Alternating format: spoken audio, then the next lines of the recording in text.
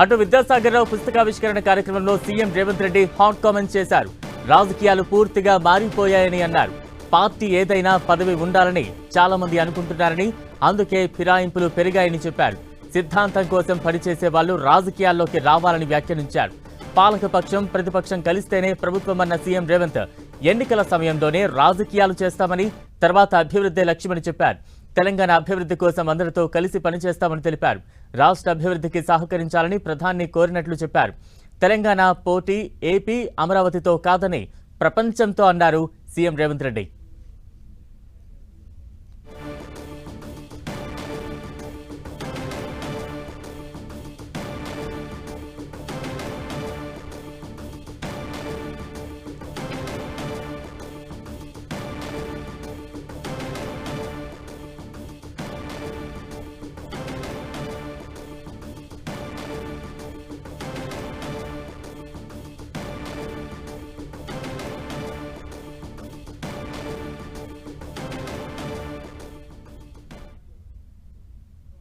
బాగోదేమో కానీ మాట్లాడాల్సిన అవసరం ఉన్నది పార్టీ ఫిరాయింపుల మీద.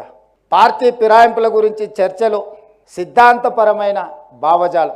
విద్యార్థి దశలో సిద్ధాంతపరమైన భావజాలంలో రాణించిన వాళ్ళు తక్కువ ఉండడం వల్లనే, విద్యార్థి రాజకీయాలలో చైతన్యం కోల్పోవడం వల్లనే ఈరోజు ప్రజా జీవితంలోకి వచ్చేవాళ్ళు ప్రజాప్రతినిధులుగా కావాలి, ఏదో రకంగా ఏదో ఒక పదవిలో ఉండాలి. కాబట్టి ఏ పార్టీ అయినా పర్వాలేదు, మాకు పదవి ఉంటే చాలు అనుకునే పరిస్థితులు ఈరోజు రాష్ట్రంలో వచ్చినాయి.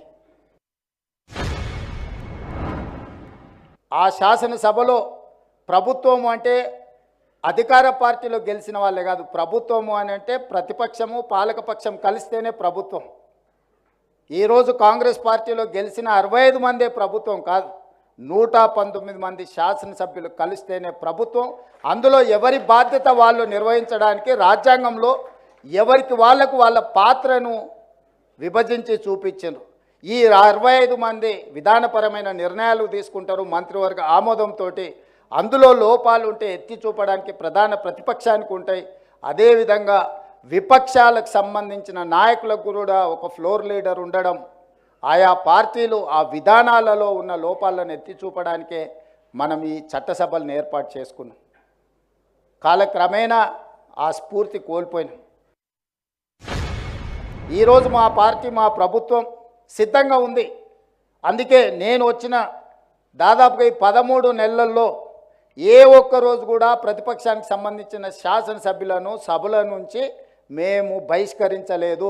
స్పీకర్ గారు కానీ ప్రభుత్వం ప్రతిపాదించలేదు, స్పీకర్ గారు ప్రతిపక్షాలను సభలో నుంచి బయటికి నెట్టివేయలేదు.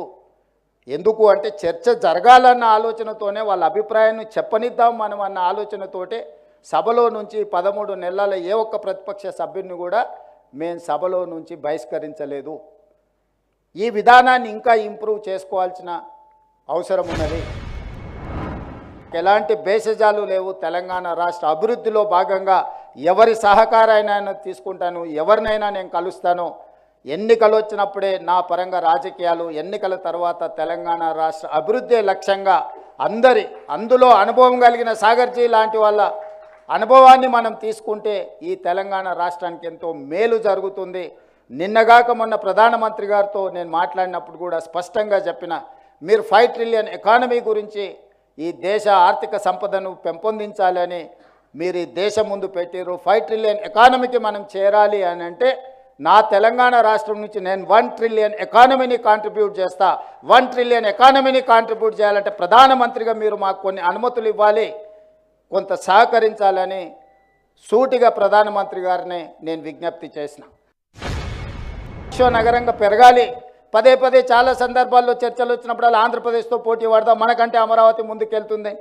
మనం అమరావతితోని ఆంధ్రప్రదేశ్తోనే పోటీ పడేది, ప్రపంచంతోనే పోటీ పడదాము. న్యూయార్క్ లేదా, టోక్యో లేదా, దుబాయ్ లేదా, ఈ నగరాలతో పాటు మౌలిక వసతులను పెంపొందించుకుంటే ప్రపంచంతో పోటీ పడే శక్తి తెలంగాణ ప్రజలకు ఉన్నది. అంత ఆలోచన చేయగలిగిన, ముందుకు నడిపించగలిగిన నాయకత్వం ఉన్నది. ప్రపంచంతోనే పోటీ పడదాం. ప్రపంచంతో పోటీ పడాలంటే మిత్రుడు బండి సంజయ్ గారికి నా విజ్ఞప్తి ఒక్కటే, మెట్రో రైలు అనుమతులు మనం తెచ్చుకోవాలి. తెలంగాణ అభివృద్ధి కోసం మనందరం కలిసికట్టుగా పనిచేయాలి. అందుకే ఈ విషయాలన్నీ కూడా ఈ వేదిక మీద పెద్దలందరూ కేంద్ర ప్రభుత్వాన్ని ప్రభావితం చేయగలిగిన వాళ్ళు, నరేంద్ర మోడీ గారి నుంచి అనుమతులు ఇప్పించగలిగిన వాళ్ళు ఈ వేదిక మీద ఉద్దండులు అందరూ ఉన్నారు. ఇది మన రాష్ట్రం యొక్క బాధ్యత. మీ అందరితో కలిసి రావడానికి, మీతో పాటు నడవడానికి మా లక్ష్మణన్న ముందు ఉండాలి. ఎందుకంటే వారికి అన్నీ తెలుసు. నేనే ముందు ఉండాలనే ఆలోచన నాకేం లేదు. ఎవరైనా దీన్ని ముందుకు తీసుకెళ్తే ప్రధానమంత్రి గారిని కలిసి మన రాష్ట్రానికి కావాల్సినవి మనం తెచ్చుకుందాము. ఇది ఒక మంచి అవకాశం, గొప్ప అవకాశం. ఇలాంటి గొప్ప అవకాశం జారవిడ్చుకుంటే మన రాష్ట్రం వెనుకబడుతుంది. మోడీ గారు డ్రీమ్ అయిన 5 ట్రిలియన్ ఎకానమీలో తెలంగాణ రాష్ట్రం 1 ట్రిలియన్ ఎకానమీని కాంట్రిబ్యూట్ చేయాలన్న ఆలోచన తెలంగాణ రాష్ట్ర ముఖ్యమంత్రిగా నాకు ఉన్నది. ఈ రాష్ట్రాన్ని అభివృద్ధి పదం వైపు నడిపించాల్సిన బాధ్యత మన అందరి మీద ఉన్నది.